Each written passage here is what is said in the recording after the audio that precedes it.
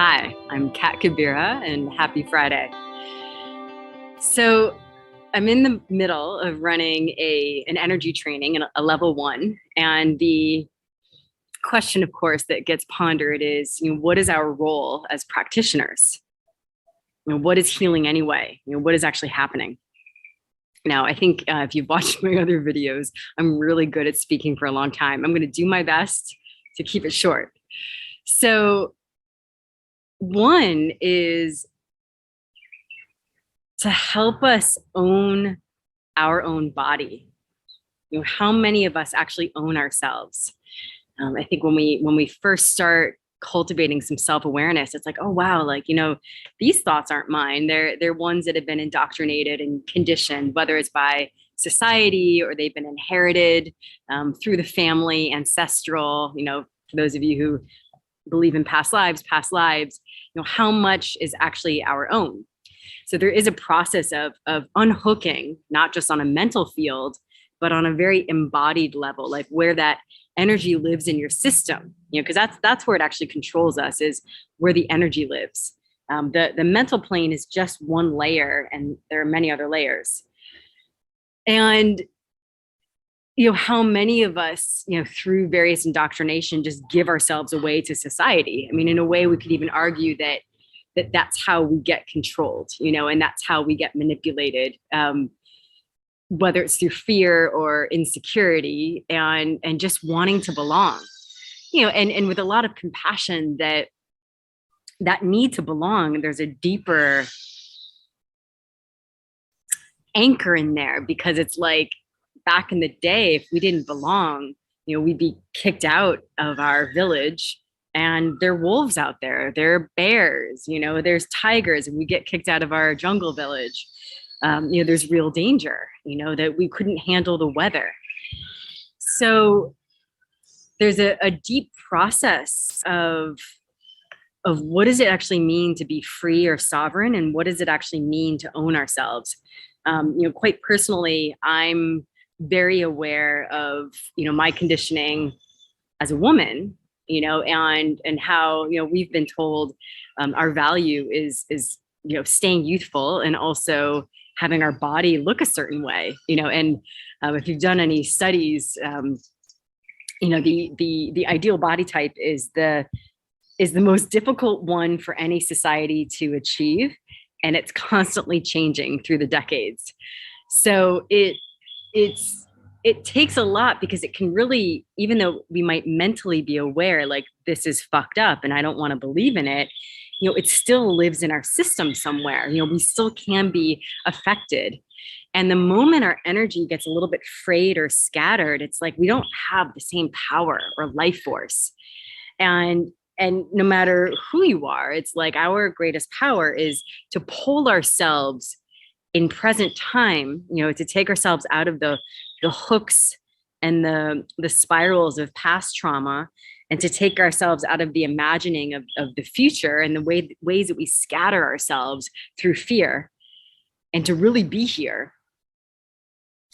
And also to really be in our power. Like, what did you come here for? Right? What did you come here for? I don't think that any of us, when we hurtle out of our bodies, are going to be like, I am so glad I had that ass. That really meant a lot. So it can be painful, because a lot of us, to survive, not thrive, live on a more superficial level of reality, because it could be painful to feel. We might get scared of, if I start feeling, I might get stuck there, or what's going to happen? Am I going to like myself? Will I be accepted? Will I survive the feeling? Will I survive the feeling? So the other practice is that we do is how to teach you and teach ourselves how to know that we're not going to die from feeling, like how to tolerate. And that there are certain feelings that when we were 2 years old or 3 years old, that was too much. We would have gotten overwhelmed. And all of those coping mechanisms and defense mechanisms and the techniques that we have of numbing and leaving and splitting, that all made sense. But when we finally hit that adult self, it's like, you know what? I want to live in reality differently. I don't want these painful stories to dominate and control so that I can't experience the totality of reality. I want to experience the totality of reality. And even that can be scary for some of us. You know, we've had so much happen. We've been imprinted that we might be shut down and not even realize that we're functioning almost permanently in a shutdown, in a freeze, in a collapsed response. Now, of course, there's so much that I'm sharing that is beyond anything I could give in a short video. But going back to like, what are we doing with healing? Like, first of all, just feeling safe enough to come back into our bodies. You've heard me say this before. If you've worked with me, it's like most of us are just walking heads. Like I can see it as like we're really filled here, and then the rest of our body is more translucent. And the moment we like come into our body, and embodiment's this like little tag word now, but literally, you can talk embodiment, but are you in your body? And it's going to be something that's palpable. You can feel all the layers and levels of yourself. And it's going to be something, if you could see energy, it's like there's a potency and a depth in your system. You're literally living in there. And yes, it can be painful when we first start to enter, when things start to unfreeze or wake up. So one of our jobs as practitioners is, first of all, making sure that someone's in a place that they can actually, they're stable enough to even begin that process. And that's where, like resilience is a big like tag word these days. And it's like, if we can build up our ground, and for a lot of us, if there's been trauma or chaos, we may never have known what real safety or ground is. We may never have known what like a healthy structure is. So when they talk about like reparenting, it's literally like, I'm going to call in those energies that were never given to me and give them to myself now. And it's going to affect us, like building resilience in our system. You have to first be grounded. You've got to have that stability. And on a 3D level, it's going to be like, I'm going to start to choose to feed myself well, and I'm going to learn to sleep. I have had to learn how to eat and sleep. That has been one of my biggest challenges. I came out of the womb with a lot of health issues, and I didn't even sleep much as a kid. And there was a lot of trauma. There was a lot of abuse growing up. So it never felt safe. Like that idea of rest, that's why yoga became such a godsend to me, was less about the like, let's move our body in these asanas and let's do these special breathing practices, and more about how I'm in a space where I feel safe and there's kind of like a guardian in the room, and now I can rest and meet myself.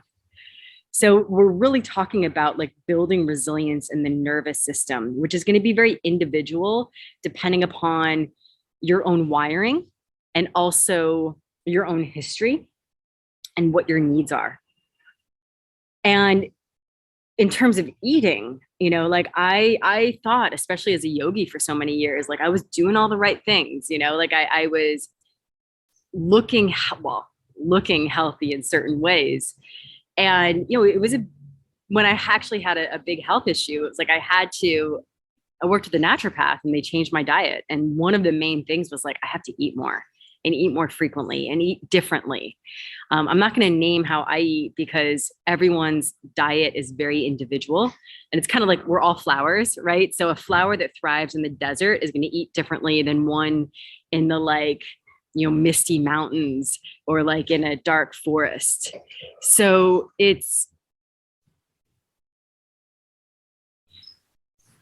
to really know what kind of flower you are so that you can respect the kind of environment that you need to thrive. So part of our work as practitioners is, how do we start to, first of all, we have to embody our own resilience, so that you can't really give that transmission to someone else if you haven't tasted it for yourself, if you don't know it for yourself. And how and that's going to be a continual process. It's not like a weekend thing, right? Like, the continual meeting of ourselves, there's so many layers to our humanhood, and it doesn't stop. And that we can give that gift, that possibility, as in a way like a telepathic transmission. Like, we forget that our communication is not our words necessarily. A lot of times we don't even realize that we're lying. It's like our communication is what's coming through our field, not actually through our voice. And sometimes it can be very incongruent. And I think all of us are asking, like, what's true, what's real, what's really going on, and so it is that taking responsibility of ourselves, of our own congruency, but also that the gift we can give is, hey, I've met this pain in myself. I survived. I'm actually thriving as a result, and you can too. So going back to like, what are the gifts that we can give to someone in a healing is, one, helping someone realize where they may have dismissed or missed themselves or left or abandoned themselves, and creating a healthy space where they can come back home to themselves, like really owning their body.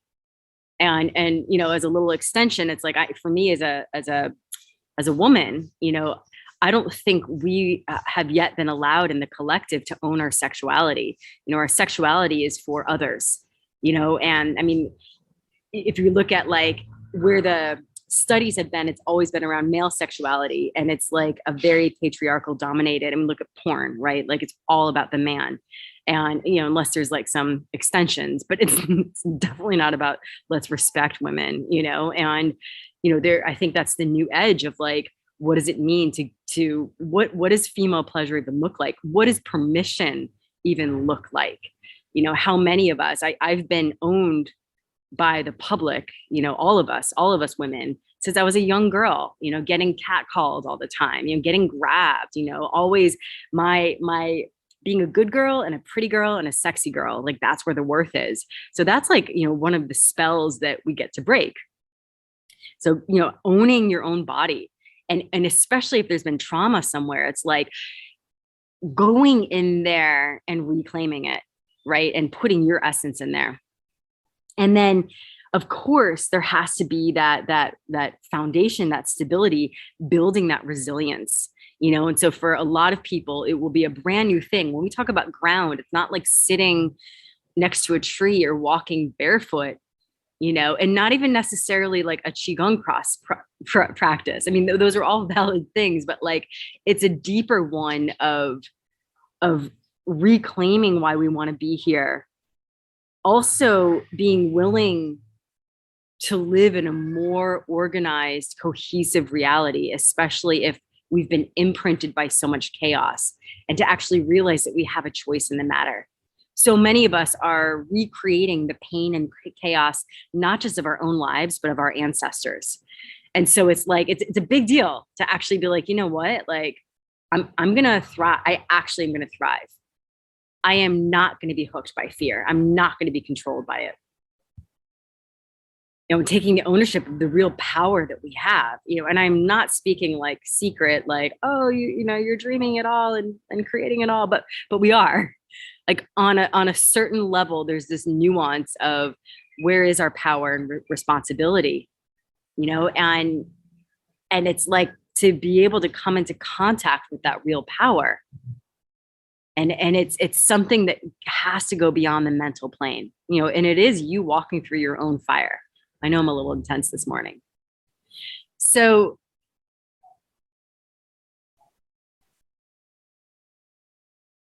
the gift also of resiliency beyond energy work, but in our own lives is, going back to what I was saying initially, I always thought like, oh, like if I do enough of whatever, all these little things, yoga, meditation, all these little energy practices, enough therapy, trauma work, la la la la, I won't be touched by life. I'll be happy. I'll be calm. I'll be that person who's like Zen. And luckily, I've gotten older, So when I first started all this work, I was like 16 and 17 years old. So the world looks way different back then, right? Um, and it was like, oh, people are still going to die. I still have to meet my own mortality. There's still a lot that I can't control. And how can I meet myself in that? And how can I meet the mystery and the aliveness and the pain? We're going to keep loving, because the other option is what? To not love, to like shut down from love. Like, no. Like, let's keep loving. But yeah, that which we love, like, it's going to change. It's going to move. It's going to shift. It's going to die. Like everything is constantly shifting. How do we dance with that? How do we build the capacity in our own system where we can actually stretch ourselves enough to feel it all? Because the one option is like, let's stay in a tiny small box that's like safe, but actually like we're slowly suffocating. Or how do we let ourselves expand? And so that's what we're really looking for, is like with that resilience, it's kind of like being in a whitewater rafting thing. It's not like, oh, like, yeah, sometimes like, the rapids will like chill out, but like you're whitewater rafting, so there's a reason why you've got a vest. There's a reason why there's a focus and a paddle. You're going to flip, how do we handle it when we flip? So there's going to be that how do we meet this without collapsing, without falling into like a deep vortex? And especially right now, COVID, post-COVID, I don't know how we're going to characterize these times. It's like the reason why suicide has amplified is that it's hit those parts of ourselves that aren't yet resilient, and all of us have had like feelings and experiences that we didn't expect and that we probably don't want. And yet, how do we meet this now? How can we still find our own expansion? Because we can. But there is going to be some very specific steps so that we can start to build something in us.